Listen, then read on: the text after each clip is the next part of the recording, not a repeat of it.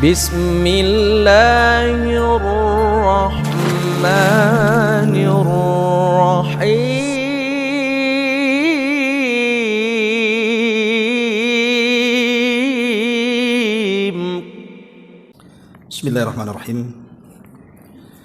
Assalamualaikum warahmatullahi wabarakatuh. Alhamdulillah wassalatu wassalamu ala Rasulillah wa ala alihi wa sahbihi wa mawalah wa la hawla wa la quwwata illa billahi wa ba'du. Alhamdulillah, segala puja dan puji hanya milik Allah subhanahu wa ta'ala. Salawat dan juga salam kita hadiahkan kepada Rasul kita Nabi besar Muhammad sallallahu alaihi wa ala alihi wasallam. Kita lanjutkan kajian kita, masih membahas kitab 175 Jalan Menuju Surga karya Nayyib bin Mamduh Al-Su'ud hafizahullah ta'ala. Dan kita masuk pada poin ke-17 dari halaman ke-67. Anjuran mempersiapkan diri untuk menerima karunia Allah subhanahu wa ta'ala. Kita baca hadisnya baru kita terangkan. Di sini Nabi SAW bersabda, Inna li rabbikum fi ayyami dahrikum nafahatun fata'arradu laha la'alla ahadukum an yusibahu nafhatu minha fala yashqa ba'daha abada. Sesungguhnya Rabb kalian memiliki banyak nafahat. Di sini terjemahkan karunia dalam hari-hari tahunan kalian. Oleh karena itulah persiapkanlah diri kalian untuk menerimanya. Semoga seorang di antara kalian mendapatkan sebuah karunia dari karunia-karunia Allah tersebut dan dia tidak akan celaka setelahnya selama-lamanya. Dan hadis ini juga ada penguat dari hadis yang lain. Disebutkan if'alul khaira yauma dahrikum wa ta'arradu li nafahati rahmatillah fa inna lillahi nafahat min rahmatihi yusibu biha man yasha min ibadihi wasalullaha an yastura awratikum wa an yu'mina rawatikum. Kata Nabi SAW, berbuat baiklah kalian pada sepanjang masa kalian dan bersiaplah dan sambutlah nafahat, hembusan-hembusan rahmat atau karunia kasih sayang Allah untuk kalian. Sungguh Allah memiliki hembusan-hembusan pada rahmat dan kasih sayangnya yang akan diraih oleh para hamba-hamba yang dikehendakinya. Dan mohonlah kepada Allah Azza wa Jal agar menutup aurat keburukan kalian dan menentramkan dari rasa takut dan kecemasan kalian. Baik, ma'asyiral muslimat yang dimuliakan Allah Azza wa Jalla, hadis ini adalah hadis yang sangat agung sekali. Karena hadis ini menjelaskan kepada kita ada beberapa hari dalam tahunan itu yang kalau seandainya hari-hari tersebut kita lalui dengan ibadah kepada Allah Azza wa Jalla, maka kita akan selamat dan tidak akan celaka setelahnya selama-lamanya. Jadi dalam setahun itu ada hari-hari, ada waktu-waktu. Kalau kita bertepatan dengan hari-hari dan waktu itu untuk beribadah kepada Allah Subhanahu wa taala, maka bisa saja itu menyelamatkan kehidupan kita, dunia kita dan akhirat kita, dan kita tidak akan celaka. Ma'asyiral muslimat yang dimuliakan Allah Subhanahu wa taala, Al-Imam Al-Munawi dalam kitabnya Faidul Qadir menjelaskan tentang arti nafahat. Karena di sini Rasul mengatakan inna li rabbikum fi ayyami dahrikum nafahat. Apa nafahat itu?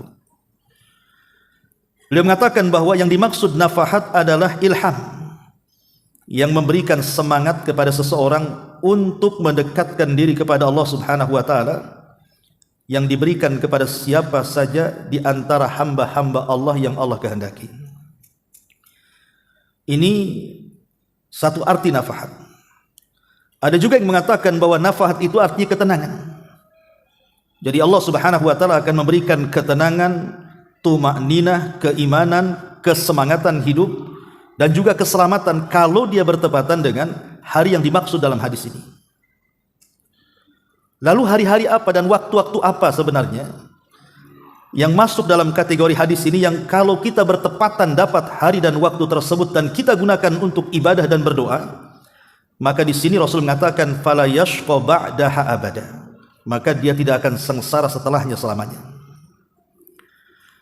Ma'asyiral muslimat yang dimuliakan Allah Subhanahu wa taala, para ulama ketika memberikan syarahan kepada hadis ini bahwa dalam setahun itu di antaranya ada 10 hari di 3 bulan dalam setahun yang kalau kita memanfaatkan 10 hari tersebut, maka Rasul menjamin fala yashqa ba'daha abada, orang ini tidak mungkin celaka setelahnya selamanya. Yang pertama 10 akhir Ramadan. 10 akhir Ramadan mulai tanggal 20 sampai selesai Ramadan, itu hari-hari terbaik yang kalau seandainya seseorang memanfaatkan 10 akhir Ramadan itu di hari-harinya itu, maka dia akan mendapatkan 1 malam yang bandingannya sama dengan 1000 bulan beribadah kepada Allah Azza wa Jalla. Dan itu difirmankan di dalam Al-Quran, inna anzalnahu fi lailatul qadr wa ma adraka ma lailatul qadri khairun min alfi syahrin. Bahwa kalau kita mendapatkan 1 malam itu dari 10 malam di akhir Ramadan, maka kita sama telah melakukan ibadah selama 83 tahun 6 bulan kurang lebih. Artinya kan ini luar biasa kalau orang mendapatkan Lailatul Qadar itu, karena Lailatul Qadar itu bagian daripada nafahat dalam hadis ini. Ini yang pertama. Yang kedua 10 awal bulan Dzulhijjah, dan itu sudah lewat bulan kemarin, di mana 10 awal bulan Dzulhijjah itu dinyatakan oleh Nabi SAW sebagai hari-hari terbaik dunia. Di dalam setahun itu ada hari-hari terbaik. Lah hari-hari terbaik dalam setahun dalam satu dunia ini adalah 10 awal bulan Dzulhijjah. Dan ini sudah saya jelaskan kenapa demikian, karena di 10 awal bulan Dzulhijjah itu terkumpul semua pokok-pokok ibadah. Jadi rukun Islam itu kita bisa sempurnakan di 10 awal bulan Dzulhijjah, dari syahadat, salat, puasa, zakat sampai ke haji kita bisa melakukannya. Karena haji itu hanya ada di bulan Dzulhijjah saja, tapi di bulan Ramadan tidak bisa haji. Ibu haji di bulan Ramadan sendirian lempar jumrah tuh. Viral pula nanti.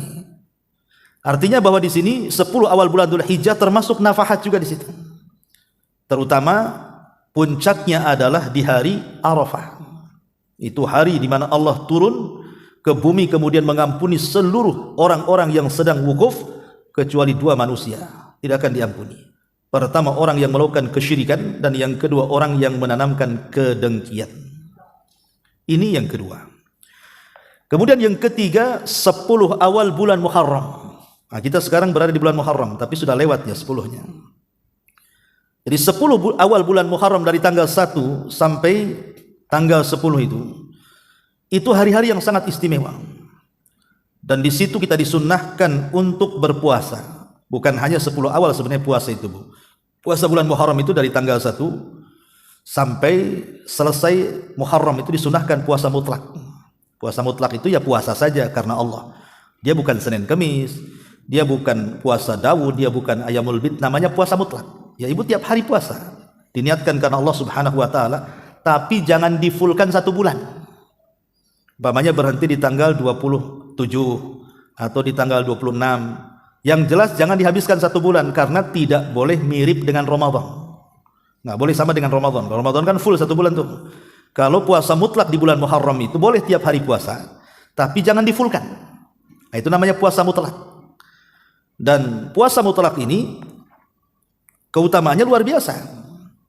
Nabi SAW sampai mengatakan, man shoma yauman fi sabilillah ba'adallahu wajhahu anin nari sab'ina kharifan. Barang siapa yang berpuasa 1 hari saja karena Allah, maka wajah dia dengan api neraka akan dijauhkan selama 70 tahun perjalanan atau 70 musim perjalanan.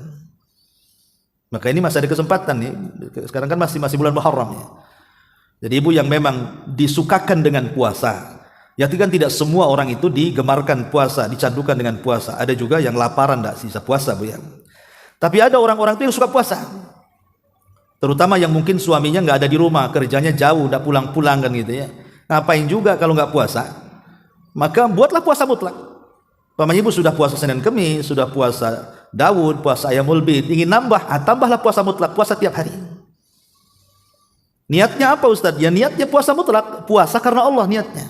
Sebagaimana hadis tadi, barang siapa yang berpuasa karena Allah 1 hari saja, maka Allah akan jauhkan wajah dia dari api neraka sejauh 70 musim atau 70 tahun perjalanan. Luar biasa itu, 1 hari puasa saja dijauhkan dari neraka. Nah ini hari-hari terbaik juga, 10 bulan Muharram terutama di 10 awalnya. Nah ini juga diantaranya masuk dalam hadis Nabi SAW, Inna li rabbikum fi ayyami dahrikum nafahat. Sesungguhnya Rabb kalian memiliki banyak karunia dalam hari-hari tahunan kalian. Salah satunya tadi 10 akhir Ramadan, 10 awal bulan Dzul Hijjah, kemudian 10 awal bulan Muharram. Termasuk di dalamnya adalah hari-hari di bulan Sya'ban. Hari-hari di bulan Sya'ban. Imam Ibnu Qayyim rahimahullahu taala mengatakan ketika berbicara soal bulan Sya'ban. Bulan Sya'ban itu bulan sebelum Ramadan. Sya'ban, Ramadan, Syawal. Baru Dzulqa'dah, Dzulhijjah dan sekarang masuk tahun baru Muharram. Lah bulan Sya'ban itu adalah bulan di mana kita diangkat amalan kita setiap hari. Kan Allah mengangkat amal itu kan ada yang sifatnya harian, ada yang sifatnya pekanan, ada yang sifatnya tahunan. Adapun harian, kapan Allah mengangkat amalan kita? Di 2 waktu. Pertama saat manusia sedang sholat fajar, yang kedua saat manusia sedang sholat asar. Disitulah amalan kita diangkat. Karena Allah Subhanahu wa taala memberikan tugas kepada para malaikat-malaikat pencatat kebaikan itu, setiap hari disuruh mencatat kebaikan kita di siang hari dan di malam hari. Lah pertemuan 2 malaikat itu terjadi di 2 sholat ini, sholat fajar dan sholat asar. Jadi malaikat yang shiftnya siang itu mencatat kebaikan kita di siang hari, mulai dari subuh sampai asar itu ibu ngapain aja. Oh ibu baca Quran, dicatat baca Quran, silaturahim dicatat silaturahim, birrul walidain dicatat birrul walidain, zikir dicatat zikir, dan begitu seterusnya. Nanti saat manusia sedang sholat asar, malaikat yang mencatat itu naik dan menghadap Allah, memberitahu amalan kita di siang itu. Lah di waktu yang sama ketika malaikat yang mencatat kebaikan di siang hari naik, maka malaikat yang mencatat kebaikan di malam hari turun. Di waktu manusia sedang sholat asar juga. Makanya kenapa sholat subuh dan asar itu memiliki 2 pahala bu? Kalau ibu lakukan tepat waktu. Pahala yang pertama karena dicatat oleh malaikat malam, pahala kedua karena dicatat oleh malaikat siang. Tapi kalau selain daripada fajar dan asar itu cuma 1 dicatat. Zuhur cuma dicatat malaikat siang saja. Ya, kemudian maghrib cuma dicatat malaikat malam saja. Isya juga sama. Tapi kalau fajar itu 2 yang mencatat tuh.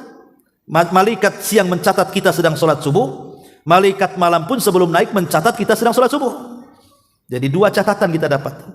Makanya kenapa Nabi SAW mewanti-wanti bu, jangan remehkan 2 waktu sholat ini. Kata Rasul, man hafadha ala baradaini dakhalal jannah. Siapa yang menjaga 2 barad, maksudnya sholat asar dan sholat subuh, maka dijamin masuk surga. Dari sini Nabi SAW menjamin sesiapa yang menjaga 2 sholat ini, maka ada jaminan masuk surga. Kenapa sedemikian besar? Kan sholat itu 5 waktu. Karena fajar dan asar ini masuk dalam kategori sholat wusta, yang Allah katakan hafidhu ala salawati was salatil wusta. Jaga oleh kalian sholat yang 5 waktu, terutama sholat wusta. Nah sebagian ahli tafsir mengatakan yang dimaksud sholat wusta itu sholat subuh, yang lain mengatakan yang dimaksud sholat asar. Ini catatan amal yang sifatnya harian, yang diangkat itu. Ada catatan amal itu yang sifatnya pekanan, dan itu ada di 2 hari. Pertama hari Senin, yang kedua hari Kamis. Makanya di situ disunnahkan puasa Senin Kamis, karena di 2 hari itu Allah angkat. Tetapi ada pengecualian dalam hadis itu, diangkatnya amalan ini dan dikecualikan ada orang-orang yang tidak diangkat amalan hari itu 2 manusia. Pertama, orang yang menyekutukan Allah Subhanahu wa taala tidak akan diangkat amalannya. Yang kedua, orang yang bertengkar. Mungkin ibu tidak akur dengan suami, tidak akur dengan anak, tidak akur dengan saudara, tidak akur dengan orang tua, tidak akur dengan tetangga gitu ya. Maka walaupun ibu puasa Senin Kamis, kalau tidak akur masih ada kedengkian dalam hati ibu itu, tidak akan diangkat amalannya itu. Karena nas hadisnya seperti itu. Ya. Lah baru di bulan Sya'ban itu setiap hari selama 1 bulan. Makanya kenapa Nabi SAW selama bulan Sya'ban itu beliau berpuasa sama seperti bulan Muharram, puasa mutlak, puasa tiap hari. Ketika ditanya oleh sahabat, kenapa Nabi SAW banyak berpuasa sunnah di bulan Sya'ban? Maka Nabi SAW hanya mengatakan, karena aku ingin saat diangkat amalanku, aku sedang berpuasa, katanya. Itu alasan Nabi SAW. Lah ini namanya hari-hari yang disebut dengan nafakhat dalam hadis yang kita bahas ini. 10 akhir Ramadan, 10 awal bulan Dzulhijjah, 10 awal bulan Muharram, dan hari-hari di bulan Sya'ban. Ini jelas keutamaannya. Ya. Ma'asyiral muslimat yang dimuliakan Allah Subhanahu wa taala. Adapun yang berkenaan dengan waktu-waktu. Dalam satu hari itu kan juga ada waktu-waktu. Yang dalam waktu itu ada nafkah, ada karunia-karunia Allah, ada rahmat-rahmat Allah yang turun kepada kita. Dan kalau kita mencocoki waktu itu dalam satu hari, maka kita akan masuk pada lafaz hadis Nabi SAW, fala yashqa ba'daha abada. Ibu tidak mungkin celaka setelahnya selamanya. Apa waktu-waktu dalam harian itu? Pertama, sepertiga malam akhir. Sepertiga malam akhir. Malam itu kok dibagi 3, ada sepertiga malam awal, ada sepertiga malam tengah, ada sepertiga malam akhir. Lah sepertiga malam akhir ini adalah waktu yang sangat ajaib. Kenapa demikian? Karena setiap hari Allah itu turun ke langit dunia. Kemudian Allah Subhanahu wa taala berfirman kepada kita setiap hari. Apa firman-Nya? Man yad'uni fa astajibana, wa man yas'aluni fa u'tiyah, wa man yastaghfiruni fa aghfirlah. Siapa yang berdoa ku kabulkan, siapa yang minta ku beri permintaannya, siapa yang minta ampun ku ampuni dosa-dosanya. Subhanallah, 3 perkara. Kalau kita bisa bangkit di sepertiga malam akhir, maka kita ada kesempatan meraih 3 perkara ini. Mendapatkan pengabulan doa, diberikan seluruh permintaan, dan diampuni dosa-dosanya. Kurang apa lagi? Dan ini setiap hari, bukan seminggu sekali, tidak setiap hari. Makanya para ulama itu mengajarkan kepada kita, kalau kita banyak masalah, dirundung dengan banyak masalah apa aja lah, masalah ekonomi, kesehatan atau apa kan itu, maka biasakan bangun di sepertiga malam akhir, minta masalahnya diselesaikan. Karena saat itu Allah sedang turun menemui hambanya. Artinya Allah Subhanahu wa taala setiap sepertiga malam dalam setiap hari itu mengundang kita. Kita diundang oleh Allah Subhanahu wa taala juga untuk hadir di sepertiga malam itu, kemudian berdoa, meminta dan minta ampun. Tetapi betapa banyak orang-orang yang lalai dari sepertiga malam akhir ini. Karena memang itu waktu-waktunya orang pulas-pulasnya tidur masalahnya. Dan di waktu itu setan memang sedang mengikat tengkuk kita. Dan setan akan membaca mantra di tengkuk kita, nim naumatan tawilah, tidur. Malam masih panjang katanya. Itu sepertiga malam tuh setan tuh bisik-bisikan kayak gitu tuh. Akhirnya alarmnya bangun, ibu juga bangun tapi untuk mematikan alarm saja. Habis itu tidur lagi atau numpang kencing balik lagi. Ya. Padahal sebenarnya Bu, menghidupkan sepertiga malam itu kan tidak harus dari jam 2 sampai subuh. Karena namanya qiyamul lail itu juga bukan mesti tahajud saja. Qiyamul lail ini masuk pada kategori zikir. Kalau ibu sudah berzikir walaupun hanya 10 menit, itu disebut qiyamul lail. Oh, malas berzikir Ustaz, kayaknya lisan lagi sariawan. Wudu, ibu bangun tidur, wudu. Habis wudu tidur lagi. Berarti ibu sudah qiyamul lail walaupun hanya sekedar mengambil wudu. Atau mungkin baca Quran, walaupun mungkin 1 surat pendek ibu baca, bisa tidur lagi umpamanya. Ya, tapi tentunya kalau ibu bisa mengumpulkan semuanya dan menghidupkan malam itu dengan semua ibadah, itulah sempurnalah ibu. Ibu yang juga tahajud di situ, baca Quran di situ, zikir di situ, sedekah di situ. Ya, kan sekarang kan enak bersedekah itu Bu. Pokoknya kita mau ngambil waktu-waktu yang sangat mustajab, sedekah di sepertiga malam akhir kan enak. Sekarang bisa ditransfer. Ya. Ataupun mamanya ibu naruh celengan gitu ya, mengkhusus nih celengan di panti asuhan, di pembangunan masjid, di pembangunan apa, taruh aja di tempat di kamar itu. Pas bangun sepertiga malam ambil uang masukkan kan itu ya. Tapi akhir bulan jangan pula untuk belanja. Kan itu untuk diinfakkan. Kepepet Ustaz pinjam dulu. Ya dibayar kalau pinjam. Artinya bahwa di sini ada waktu-waktu dalam satu malam itu, itulah disebut dengan inna li rabbikum fi ayyami dahrikum nafahat. Jadi disitulah nafahatnya, ada karunia-karunia, rahmat-rahmat Allah yang turun di sepertiga malam akhir ini. Ini waktu-waktu khusus ya. Ini yang pertama. Ya.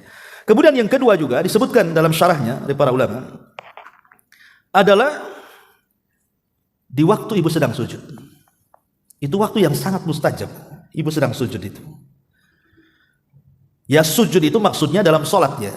Dan sholat ini kan ada yang wajib, ada yang sunnah. Baik ibu sholat wajib, baik ibu sholat sunnah, ketika posisi ibu sedang sujud, itu waktu yang sangat istimewa bagi seorang mukmin itu. Makanya biasakan lamakan dalam sujud itu, kecuali kalau ibu jadi makmum. Ya jangan sampai lama-lama ketinggalan sama imam nanti. Maksudnya dalam posisi ibu sholat sendiri, apalagi kan afdoliyah sholat wanita itu di rumah. Boleh ke masjid tapi afdolnya di rumah. Artinya memungkinkan ibu bisa sujud lama gitu kan di rumah tuh. Bahkan ada seorang ulama itu namanya Sufyan Ats-Tsauri. Sufyan Ats-Tsauri rahimahullah taala seorang tabi'in itu kalau sujud lamanya itu seperti orang tawaf 7 kali tawaf. Satu kali tawaf berapa putaran? 7 putaran. Ini sama dengan 7 tawaf. Berarti 7 putaran kali 7 lah. Selama itu tuh Sufyan Ats-Tsauri kalau sujud dalam sholat sunnah. Ya ibu bisa juga kayak Sufyan Ats-Tsauri, tapi nggak yakin kalau ibu tak tidur. Kalau kelamaan kan tidur juga kan itu. Tapi kalau ulama dulu kan betul-betul dimanfaatkan waktu sujud tuh. Kenapa demikian? Karena ada hadis di mana Nabi SAW mengatakan bahwa paling dekatnya seorang hamba dengan Allah Subhanahu Wa Taala itu di waktu sujud. Paling dekatnya dari semua ibadah yang Allah perintahkan kepada kita, Bu. Yang paling dekat seorang hamba dengan Allah itu ketika melakukan ibadah sujud. Kan ibadah banyak, sedekah ya ibadah, silaturahim ya sedekah, baca Quran ya sedekah, semua ibadah kan. Salat juga ibadah. Tapi dalam salat pun tidak semua gerakan dekat dengan Allah. Yang paling dekat dengan Allah itu justru ketika sujud itu. Alasannya kenapa? Karena sujud itu sama dengan merendahkan kita serendah-rendahnya, karena tempat yang sangat istimewa bagi kita, wajah itu diletakkan di tempat yang paling hina di bawah. Hanya karena Allah Subhanahu Wa Taala. Dari anggota badan kita kan yang paling ibu rawat pasti wajah kan. Yang paling banyak biayanya itu wajah. Nggak ada ibu beli-beli untuk dengkul tuh nggak ada. Untuk apa kan? Paling wajah. Semua ada di wajah duit itu. Makanya karena dia adalah tempat yang paling istimewa bagi manusia, terutama wanita, tiba-tiba diletakkan di bumi pula tempat yang diinjak manusia yang paling hina. Menunjukkan apa? Kalau bukan penghambaan, apa namanya itu? Berarti karena Allah sedang melihat pembuktian penghambaan kita di waktu sujud, wajar kalau Nabi SAW mengatakan aqrabu ma yakunul abdu min rabbihi wa huwa sajid, kata Rasul. Yang paling dekat seorang hamba dengan Allah Subhanahu Wa Taala adalah posisi dia sedang sujud dalam solat. Kemudian di ujung hadis Rasul mengatakan fa'aksiru fihi du'a, perbanyak doa di situ, kata Rasul. Kenapa? Hampir-hampir doa orang yang sedang sujud itu ditolak, tidak akan ditolak, mustajab ya. Ma'asyiral muslimat yang dimuliakan Allah Azza wa Jalla, apalagi sujud sendiri, Bu, itu alamat daripada alamat-alamat yang akan menyelamatkan seseorang dari api neraka. Karena satu-satunya anggota badan kita dari kepala sampai kaki yang tidak akan disentuh api neraka itu cuman anggota sujud. Itu tidak akan disentuh api neraka. Anggota sujud ada berapa? Ada 7 ya. 1 sama hidung ini jadikan 1 dahi dengan hidung. Yang kedua telapak tangan. Yang ketiga 2 lutut. Kemudian 2 lutut 2, tangan 2, kaki 2, itu sudah 6. Kemudian dahi dan hidung itu 1, berarti 7. Itulah anggota sujud. Itu tidak akan disentuh api neraka. Makanya ada hadis ketika orang-orang yang berada di sorga itu mereka berbincang-bincang soal teman-teman mereka yang masuk neraka. Dan ini pentingnya kita ini punya kawan yang baik, Bu. Karena kawan yang baik itu terkadang bisa menjadi syafaat bagi kita pada hari kiamat. Jadi orang-orang ini bicara, mana teman kita tuh yang satu pengajian di Sukajadi itu ya, yang suka kumpul-kumpul, kok nggak ada? Kata malaikat, itu di neraka tuh kawanmu tuh. Maka ini orang-orang akan bangkit nih. Kemudian dia mengatakan, ya Rabb, la tastakmil ladzati hatta tukhrijahu minan nar. Ya Rabb, jangan kau penuhi kelezatan kami di sorga sampai kau keluarkan kawan kami dari neraka. Maka Allah Subhanahu wa taala merintahkan para malaikat untuk menjemput dari neraka. Karena syafaat teman-teman yang baik di surga tuh. Lah malaikat tidak kenal mana kawannya satu yang ada di neraka itu kecuali dari bekas sujudnya, kata Nabi. Dari sini menunjukkan bahwa kalau orang suka sholat, insya Allah dia ada kesempatan selamat dari neraka walaupun dia sempat masuk neraka. Kenapa? Karena malaikat yang akan menyampaikan syafaat kepada penduduk neraka itu, mereka tidak mengenali mana satu yang diselamatkan kecuali dari anggota sujudnya. Makanya kenapa kemudian sujud ini sangat istimewa sekali, karena bisa mendatangkan kebaikan, menghilangkan keburukan, bahkan bisa mengangkat derajat dan amalan yang paling cepat masuk surga.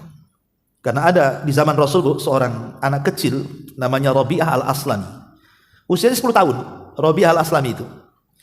Tapi dia suka bantu Nabi. Jadi kalau malam-malam dia nggak pernah tidur. Jadi dia tidurnya itu di samping pintu rumah Nabi sambil lesehan-lesehan. Khawatir apa? Khawatir tengah malam Rasul perlu sama dia. Entah mungkin mengambilkan sandalnya, entah mengambilkan siwaknya, entah mengambilkan air wudunya. Pokoknya Rabi'ah al-Aslami ini tidak jauh-jauh dari pintu Nabi itu kalau malam. Khawatir ada hajat malam-malam Nabi itu. Usia 10 tahun masih kecil kan. Ibu punya anak 10 tahun kayak apa kan itu? Masih kecil. Jadi Nabi SAW ini, karena Nabi itu tidak pernah melupakan kebaikan orangnya, walaupun anak-anak. Akhirnya dipanggil sama Nabi itu Rabi'ah al-Aslami ini. Ya Rabi'ah, engkau sudah banyak berbuat baik kepadaku. Salni masyiti, mintalah sesuatu, aku akan beri. Coba Bu, kalau posisi anak 10 tahun di zaman sekarang, ibu bilang begitu, kira-kira minta apa Bu? Handphone, gadget, kan itu ya, seputar itulah. Nggak mungkin minta ya, paling minta handphone paling tinggi. Tapi Rabi'ah al-Aslami ini 10 tahun di luar perkiraan kita. Ketika Rasulullah SAW mengatakan minta sesukamu katanya, karena engkau sudah banyak membantuku, kata Rasulullah. Kata Rabi'ah al-Aslami ini, apa kata dia? Ya Rasulullah, aku tidak hendak apapun, cuman satu permintaan kepadamu ya Rasulullah. Kata Rasul, apa itu? Inni uridu ma'aka fil jannah, aku hanya ingin menjadi temanmu di surga, katanya. Ini 10 tahun ngomong begitu. Dia ingin jadi teman Nabi di surga. Umur 10 tahun. Itulah orang-orang kalau ditarbiyah dalam tarbiyah nubuah itu seperti itu, Bu. Walaupun umur kecil, tapi kalau ibu betul-betul mentarbiyahnya di atas syariat, pasti yang keluar dari lisannya pun yang bagus-bagus kan. Tapi Nabi SAW tidak lantas mengiyahkan. Nabi mengatakan, ya Rabi'ah, kalau begitu fa'inni, bantulah aku untuk mencapai cita-citamu, ala dzalika bi kathratis sujud, tolong perbanyak sujud, kata Rasul. Bantu supaya aku bisa mengabulkan permintaanmu, perbanyak sujud, katanya. Artinya disuruh banyak sholat. Nah, bagaimana di sini Nabi SAW mengisyaratkan bahwa sujud ini juga salah satu penyebab besar orang masuk ke dalam surga. Ini nafahat dalam waktu-waktu dalam sehari itu. Juga yang kedua adalah di waktu sujud. Kemudian yang ketiga, satu waktu di hari Jumat. Ini hari Jumat nih. Ya. Nabi SAW pernah mengatakan, fil Jum'ati sa'atun la yuwafiquha abdu muslim qa'imun yusalli fasa'alallaha khairan ila atahu. Kata Nabi SAW, di hari Jumat ini ada satu waktu, kata Rasul, kalau ada seorang hamba muslim berdoa kepada Allah bertepatan dengan waktu mustajab doa itu, minta apapun Allah beri, kata Allah, kata Nabi. Sebagian para ulama berselisih pendapat, maksudnya satu waktu di hari Jumat yang kalau kita berdoa mustajab itu kapan? Kan Jumat ini kan sehari semalam gitu ya. Mulai dari kemarin terbenam matahari itu sudah mulai malam Jumat. Nah, sekarang sudah pagi Jumat, ntar lagi siang Jumat, nanti sore Jumat, terbenam matahari, habislah Jumat tuh. Lah dalam sehari semalam itu yang dimaksud waktu mustajab itu kapan? Sebagian para ulama mengatakan, ada yang mengatakan annaha min julusil imam ila inqidha'is shalah. Pertama, sebagian mengatakan mulai daripada duduknya imam, seorang khatib di khutbah Jumat itu, sampai selesai sholat. Jadi mulai imam duduk, kemudian berkumandang azan, kemudian berkhutbah kan itu. Kemudian ada namanya duduk di antara dua khutbah, kemudian khutbah lagi, kemudian selesai khutbah, kemudian sholat Jumat, kemudian selesai. Lah di waktu itulah mustajabnya doa. Kan ibu bisa dengar dari rumah kan? Kalau dengar azan, berarti ini sudah azan kedua lah. Umumnya di negeri kita kan Jumat 2 kali azan. Berarti kalau ibu sudah mendengar azan kedua, berarti ini imam sudah mulai naik mimbar tuh. Disitulah waktu mustajab. Ibu berdoa di situ sampai selesai sholat. Ini satu waktu. Pendapat yang kedua maksudnya annaha ba'da al-asri. maksudnya adalah setelah sholat asar. Jadi setelah sholat asar di hari Jumat dari ba'da asar sampai terbenam matahari, disitulah waktu mustajab doa. Dan ini pendapat yang kedua, sebagaimana pendapat Abdullah ibn Salam, Abu Hurairah, Imam Ahmad, dan banyak sekali para ulama mengatakan bahwa yang dimaksud waktu yang mustajab doa di hari Jumat itu artinya setelah asar sampai maghrib. Dan dua-duanya, kata para ulama, bisa kita lakukan. Nah, ini juga di antara nafahat yang disebutkan, inna li rabbikum fi ayyami dahrikum nafahat. Waktu-waktu yang sangat luar biasa yang Nabi mengatakan fala yashqa ba'daha abada. Orang kalau mendapatkan waktu itu tidak akan sengsara setelahnya selama-lamanya. Nah, ini juga di antara waktu-waktu istimewa. Kemudian yang keempat, ketika turun hujan. Ketika turun hujan. Nabi sallallahu alaihi wasallam ketika turun hujan itu disebutkan dalam sebuah hadis dari Anas ibn Malik radhiyallahu an, asabana wa nahnu ma'a Rasulillah sallallahu alaihi wasallam matarun. Kata Anas, kami pernah bersama Rasul, tiba-tiba hujan deras. Apa yang terjadi? Qala fahasara Rasulullah sallallahu alaihi wasallam thawbahu hatta asabahu minal matar. Maka Nabi sallallahu alaihi wasallam kemudian membuka sebagian bajunya dari badannya sengaja supaya hujan itu menimpa sebagian baju dan badannya. Ya. Dan ini bertentangan dengan kebiasaan kita pula. Ibu kalau hujan malas keluar kan, kalau kena sikit aja rintikan, wah nanti sakit kepala katanya. Kan itu. Karena didoktrin sakit kepala, nah itu ya. Nanti kena rintik-rintik sedikit, harus cepat mandi, cepat basuh tuh kepalamu tuh, nanti sakit kepala kan itu. Itu doktrin itu yang menyesatkan sebenarnya.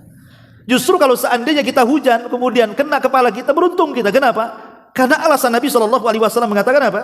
Kata Rasulullah ketika Anas bin Malik radhiyallahu anhu menceritakan seperti itu dan bertanya, lima sonata ya Rasul, kenapa kau melakukan seperti itu? Kata Rasul, li'annahu hadithu ahdin bi rabbih. Karena itu awal Allah sedang mencucurkan rahmatnya. Aku ingin mendapatkan rahmatnya. Ya. Jadi sekali-kali hujan-hujanan lah Bu. Ya. Masa takut sama air hujan? Ya kalaupun tidak hujan-hujanan, minimalnya adalah sebagian rintikan hujan itu terkenalah badan kita, entah tangan kita, entah kepala kita, entah. Bahkan ada sebagian para sahabat tuh sampai mengeluarkan kasur Bu, supaya sengaja dihujani tuh, bayangkan. Itu ada sahabat yang melakukan seperti itu. Kalau ibu kan tidak. Kalau hujan, pakaian itu terbang kemana-mana tuh. Langsung sibuk tuh pakaian hujan-hujannya. Padahal biarkan saja sebenarnya. Justru pakaian kita dapat rahmat kan itu. Nanti besok ada pakaian lagi Ustaz gitu. Tapi sekarang nggak ada pakaian yang nggak kehujanan. Kenapa? Karena sudah dilondrikan. Nggak ada pakaian kehujanan. Semua pakai laundry. Ya. Jadi ini juga diantaranya detik-detik saat hujan itu saat turun rahmat. Makanya kenapa Nabi Shallallahu Alaihi Wasallam menganjurkan berdoa saat hujan itu? Karena di situ sedang turun rahmat di situ. Rahmat Allah Subhanahu Wa Taala sedang turun. Minta apa saja yang kita minta saat hujan itu? Mumpung sedang hujan. Tapi harus lihat-lihat juga Bu, kalau memang hujannya memang tidak membahayakan kiranya, maka kita juga berdoa Allahumma sayyiba nafi'ah. Ya Allah, mudah-mudahan hujan ini bermanfaat. Tapi kalau hujannya ini kok ada angin puting beliungnya, ini atap sudah sibuk gitu ya, mau naik aja, maka doanya lain lagi. Maka Nabi SAW mengajarkan Allahumma hawalaina wala alaina. Ya Allah, jangan hujan ini kau jadikan musibah bagi kami. Kalau perlu kau hantarkanlah itu hujan itu ke bukit-bukit, tempat tumbuhnya pohon, di lembah-lembah, janganlah ke sini. Ya, karena tidak semua hujan juga rahmat, ada juga berbentuk azab Allah Subhanahu wa taala. Tapi banyak gara-gara hujan rumah roboh, orang kebawa banjir, meninggal juga. Artinya yang saya bicarakan di sini adalah hujan yang betul-betul tidak membahayakan. Itulah hujan yang membawa rahmat. Disitulah kita dianjurkan untuk berdoa kepada Allah Subhanahu wa taala. Nah, ini juga diantara waktu-waktu yang disebutkan oleh para ulama. Ya, termasuk juga di antara nafahat adalah waktu ba'da subhi ila tulu'i syamsi. Setelah subuh sampai terbit matahari itu. Itu waktu yang sangat ajaib di situ. Sampai-sampai Nabi Shallallahu Alaihi Wasallam berdoa untuk umatnya pada waktu ini. Apa kata Nabi Shallallahu Alaihi Wasallam? Allahumma barik li ummati fi bukuriha. Ya Allah, berkahi umatku di waktu paginya. Sampai-sampai Imam Ibnul Qayyim rahimahullahu taala ketika memberikan catatan kepada hadis ini, apa kata beliau? Orang yang terbiasa tidur saat turunnya rahmat, saat turunnya berkah di pagi hari, maka tidak akan ada kebaikan dalam kehidupannya. Tidak dalam usahanya, tidak dalam keluarganya, tidak dalam kehidupannya, tidak dalam waktu-waktunya. Maksudnya orang yang terbiasa tidur setelah subuh gitu maksudnya. Tapi kalau seandainya memang ada hal-hal yang menjadikan dia tidak bisa tidak tidur, harus tidur karena kelelahan.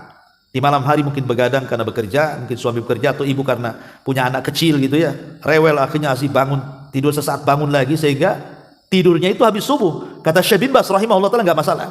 Karena ada dzuruf di situ, karena ada udzur syar'i sehingga dia tidak bisa menahan kantuk. Tapi kalau menjadi sebuah kebiasaan, habis subuh tidur, itulah yang tidak akan dapat berkah hidupnya. Karena Nabi SAW yang mengatakan kan, Allahumma barik li ummati fi bukuriha, ya Allah berkahi umatku di waktu paginya. Makanya kalau ibu lihat dalam hadis-hadis tentang wanita-wanita sahabiah di zaman sahabat itu, di zaman Rasul, yang sholat ke masjid berjamaah itu bu, ibu tidak akan dapati di waktu zuhur, waktu asar, waktu maghrib, waktu isya. Tapi rata-rata hadis-hadis yang menceritakan wanita-wanita di zaman Rasul ke masjid salat di belakang Rasul itu hanya ada di sholat subuh. Itu riwayat-riwayatnya. Ya, rata-rata kalau menceritakan tentang wanita yang sholat ke masjid di belakang Rasul itu tidak ada di waktu selain subuh. Rata-rata riwayatnya semua di waktu subuh. Kenapa coba? Ke wanita-wanita di zaman Nabi SAW keluar berjalan kaki dari rumah ke masjid sholat di belakang Rasul hanya di sholat subuh. Itu bukan berarti di sholat lain tak boleh ke masjid, boleh. Cuman maksud saya kan riwayatnya hanya ada di sholat subuh gitu ya. Karena wanita-wanita sahabiah di zaman itu ingin mencari keberkahan waktu pagi sekalian olahraga. Jadi mereka jalan kaki dari rumah. Kemudian setelah sholat subuh mereka pulang jalan kaki lagi, sehat. Ya, kenapa? Karena di situ ada angin yang disebut dengan soba namanya. Kata Nabi SAW, nusirtu bis soba wa uhlikatil adu bid dabur. Aku ditolong dengan angin pagi, sebagaimana kaum Ad dihancurkan dengan angin sore. Artinya di situ ada angin. Makanya saya anjurkan kalau memang bu waktu subuh itu tidak mendung, tidak hujan, cuaca bagus, maka bukalah jendela. Ya, buka pintu sedikit biar masuk angin soba ke dalam rumah tuh. Ini enggak, habis subuh bukan hanya jendela digembok, gorden ditutup lagi, udah gorden warna hitam lagi kan, ya gelap lagi lah bu. Akhirnya tidur lagi lah, nggak dapat berkah jadinya. Jadi harus pandai-pandai seorang muslim itu memanfaatkan di waktu ini karena keberkahan itu turun di waktu itu. Sampai-sampai ulama memberikan contoh kan, dulu pernah saya ceritakan juga di sini, bagaimana berkahnya di waktu pagi itu sampai ulama memberikan contoh dengan dua binatang tuh. Ya, pertama anjing, yang kedua kambing, sampai seperti itu. Maksudnya apa kambing dengan anjing itu? Maksudnya secara populasi bu, jumlah anjing itu bukan semakin banyak, tapi semakin punah. Tapi jumlah kambing itu walaupun menjadi sasaran korban, sasaran walimah, sasaran sate Madura, ya kan? Itu kan semua pakai kambing, nyembeli kambing. Sasaran orang akekah hari-hari lo kambing itu disembeli. Apalagi waktu korban tuh ratusan ribuan kambing disembelih. Kok enggak habis-habis lo kambing itu? Tapi kan anjing itu orang-orang tertentu, agama-agama tertentu yang suka. Kan enggak semua orang suka daging anjing itu. Enggak ada. Dan enggak ada ceritanya orang akikah itu berapa anjing disembelih. Atau orang walimah kalau pakai anjing kan mau makan di situ. Tapi kenapa secara populasi kok habis tuh anjing tuh? Nah inilah bedanya berkah di sini. Karena anjing itu kalau malam dia enggak pernah tidur, layapan dia. Ya. Tidurnya kapan? Habis subuh. Ya, waktu turun rahmat dan barokah itu anjing tidur. Kalau kambing malam-malam tidur bu, tepat waktu lagi tidurnya. Itu bangunnya kambing itu habis subuh bu. Habis subuh itu dia bangunlah. Ketika berkah turun, kambing dah bangun. Makanya kenapa kemudian anjing itu populasinya musnah karena tidak diberkahi. Kalau kambing itu populasinya makin banyak karena diberkahi. Karena dia bangun di waktu sedang turun berkah. Ibu terserah mau jadi anjingnya kambing. Janganlah bu, jadi manusia saja kan. Artinya di sini saya contohkan saja bahwa keberkahan di waktu pagi itu seperti itulah. Itu masuk pada hadis Rasul, inna li rabbikum fi ayyami dahrikum nafahat. Itulah bagian daripada nafahat tadi. Yang kalau kita mendapatkan waktu-waktu tadi atau hari-hari dalam setahun itu dan kita manfaatkan betul waktu dan hari-hari itu, maka masuk dalam kategori fala yashqa ba'daha abada. Maka dia tidak akan sengsara setelahnya selamanya. Artinya dia akan masuk surga. Wallahu a'lam. Inilah di antara keterangan hadis ke-17. Baik, sampai di sini. Sebelum saya tutup, silakan kalau ada yang mau bertanya.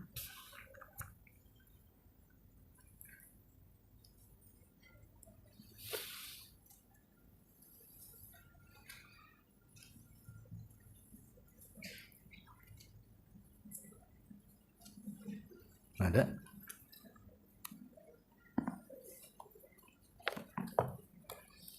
Alhamdulillah, kalau nggak ada, udah paham. Subhanakallahumma bihamdika, asyhadu an la ilaha illa anta, astaghfiruka